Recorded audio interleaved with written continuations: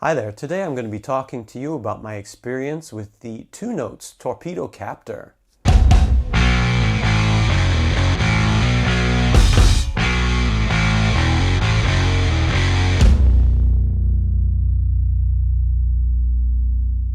Here it is. It's quite a versatile device, and it's not that expensive for what you get out of it, which is why it was my first purchase into the world of attenuators and load boxes. As it says on the device itself, it is a reactive load box, an attenuator, a speaker simulator, and an amp DI, all in one.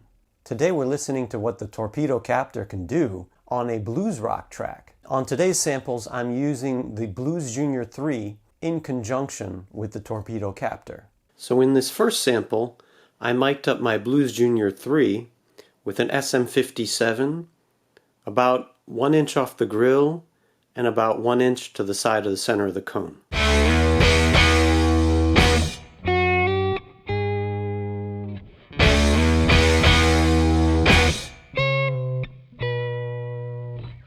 I connected a speaker cable from the output of the Blues Junior preamp and connecting right into the Two Notes Torpedo Captor in order to make a silent recording. And from there, the second sample we're going to hear is the dry line out plus a homemade IR of the Blues Junior speaker itself. So it should be as close as possible to the first recording that we heard.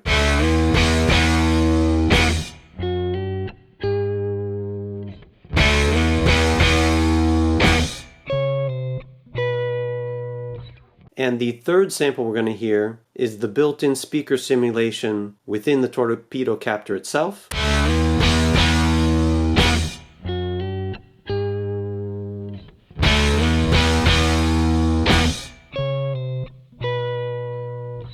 Now in this fourth sample, I am using the Torpedo Captor as an attenuator. So the cab is mic'd up once again. But this time we have the speaker cable coming out of the Blues Junior preamp and plugged into the Torpedo Captor, and then we have the speaker plugged into the attenuated output, attenuated by 20 dB.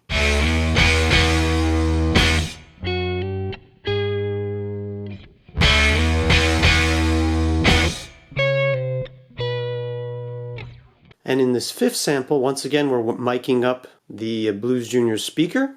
Last time we attenuated the signal, and this time all we're doing is using the Torpedo Captor. We're simply going through it. So we're just trying to see what the difference is when we go through it. Ideally, the difference would be nothing. Ideally, this would sound exactly like miking up the cab.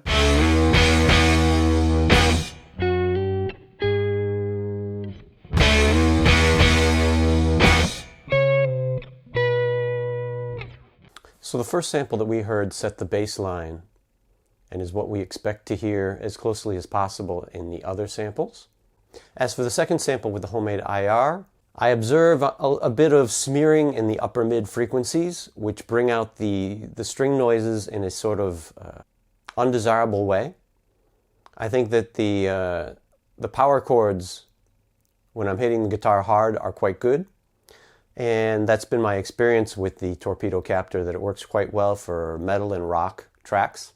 And I find a lot of people that use this device actually use it for that. On the other hand, for more lightly played lines like the response line to the power chords, you can hear much more of the string noises than normal. You can hear much more of a sort of undesirable upper frequency smearing than normal if you compare to the original track. As for the third sample, using the analog speaker simulation that's built into the Torpedo Captor, I feel like it's decent, but it's worse than the first two samples for sure. And so I tend to use it only as a way to monitor myself when I'm recording, which I think it's great that Two Notes built this in to this device for that, so that I have a zero latency monitoring signal. But I don't ever tend to use the analog simulation within the Torpedo Captor other than just to hear myself when I'm recording. In the fourth sample, we listened to an attenuated signal, which means that I was able to turn up the output, the power stage of my amp further than I would normally be able to. But I think in this case that the loss in tone is worse than what I'm gaining by being able to turn up the power stage more than I usually would. And this is what I've heard when I've listened to a lot of samples of attenuation. You tend to lose a decent amount in the bass frequencies, which maybe if you have an amp that you find that is too warm and too round might be a good thing. But on this Blues Junior III, I found that it's not really very useful for me in terms of attenuation, and that I prefer the tone of the amp without attenuation, even though I can't turn up the output stage of the amp quite as much. And lastly, we had the fifth sample, which was just using the Torpedo Captor as a through device in order to see how much basically it would change the tone just only going through it. And unfortunately, once again, we see this upper mid-range smearing, and this bringing out of the string and finger noises, therefore the more subtle noises of the guitar, particularly on, again, the answer response to the power chords. The power chords themselves, once again, I think sound pretty good when I'm hitting the guitar hard, and then when I'm playing a very soft phrase, I think that we can hear the faults of the device more.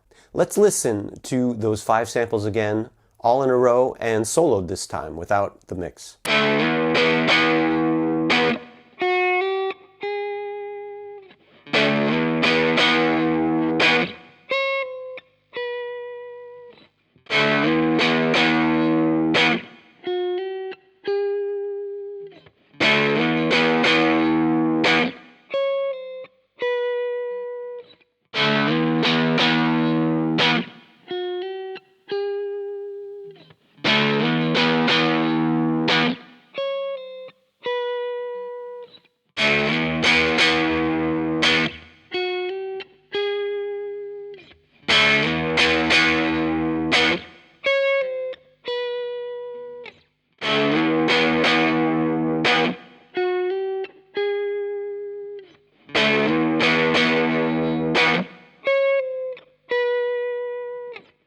Let's listen to those 5 samples again, one after another in the mix.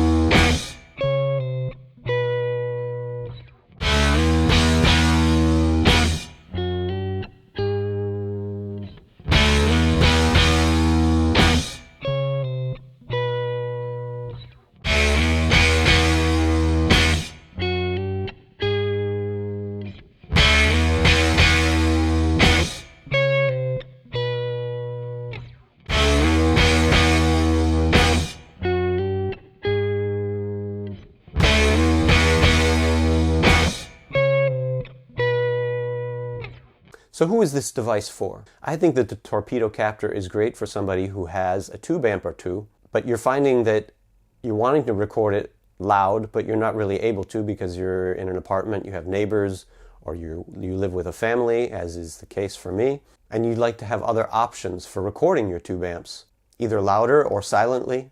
In this case, the Torpedo Captor is a great device in order to dip your toe into the world of load boxes and attenuation at a reasonable quality and a reasonable price. It can help you understand what attenuation can do for you, although it's quite limited as far as an attenuator is concerned, having only one level of attenuation, minus 20 dB. It can help you record your tube amps silently and start working with IRs for the first time. But on the other hand, I find that the Torpedo Captor does have its drawbacks. I think that there are better reactive loads out there, but unfortunately most of them are pretty expensive. On the other hand, as I said, I think that this device works quite well on louder tracks, rock and metal in particular, where there's more saturation going on and where you're hitting the guitar harder often. And I think that its weak spot is in more ambient tracks, where you're trying to get subtleties out of the guitar. So there you have it. That is my review. I've had the Torpedo Captor for over 6 months now, and those are my thoughts on it. I've used it quite a bit. I've made quite a few recordings with it. What about you? Have you used the Torpedo Captor? And what do you think about it if you have? Thanks so much for watching my video. If you enjoyed it or you got something out of it, give me a thumbs up. If you'd like to see more videos on home recording, guitar, bass, music production, or you just like hearing original music, subscribe to my channel. Thanks for watching. Have a great day.